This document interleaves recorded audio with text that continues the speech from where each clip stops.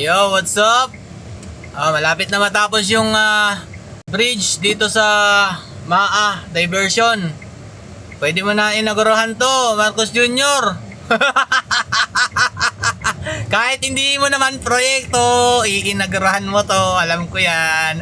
Basang-basa ka na namin. Para sabihin, kunyari, sa'yo, di ba? Magtapang-tapangan ka. Sabihin mo, dapat mabilis ang trabaho. Dapat mabuksan yan agad-agad. Kahit hindi mo naman proyekto. Kapal ng mukha mo. Para sa mga nag-iiyakan tansong talangka dyan, wala talagang proyekto na pinagawa dito si Marcos Jr.